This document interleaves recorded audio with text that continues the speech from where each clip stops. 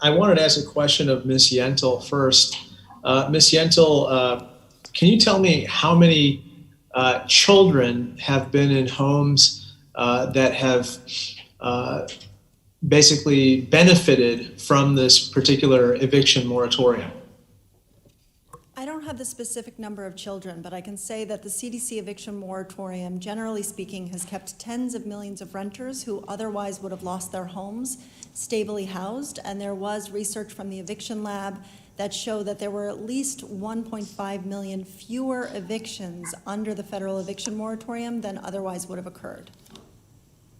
And that was the eviction moratorium that Donald Trump put in place, correct?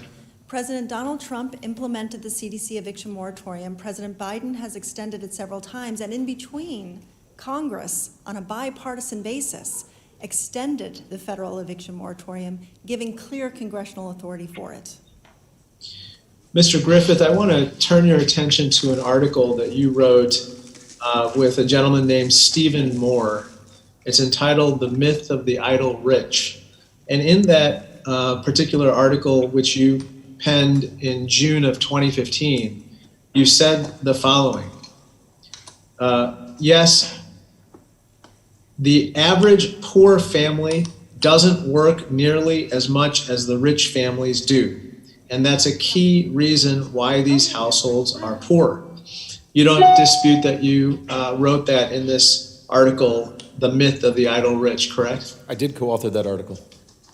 Now, Ms. Yentl, is it your experience that the reason why households are on average poor is because they just don't work as hard as rich families do?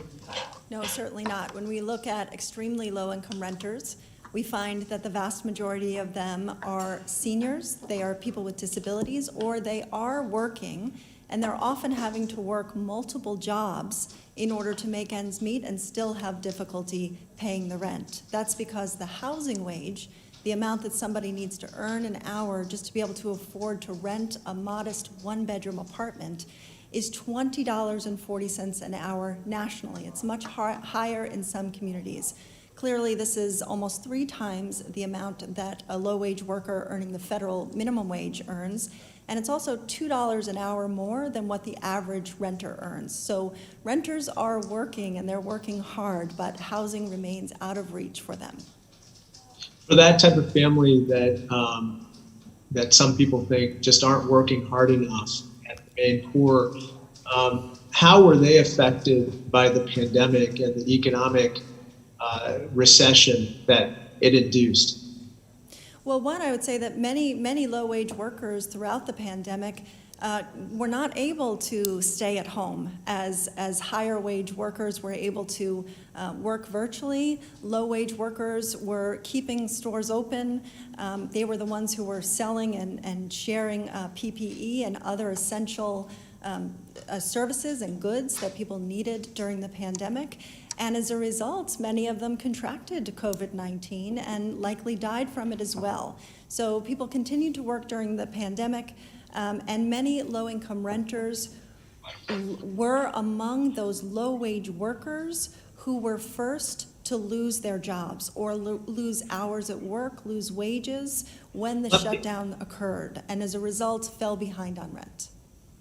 Let me jump in a second. I think that one question that is out there among folks with regard to the eviction moratorium is that somehow, let me just read you another statement from an article that Mr. Griffith wrote. He said, it's in an article entitled "Why COVID-19 Eviction Moratoriums Are Unnecessary, Unfair, and Economically Harmful" from July of 2020. And in there, he says, quote, "The plunge in evictions coinciding with only a slight rise in delinquent rent payments strongly suggests the current moratorium has allowed many who remain spared from COVID-19 financial stress to live rent-free."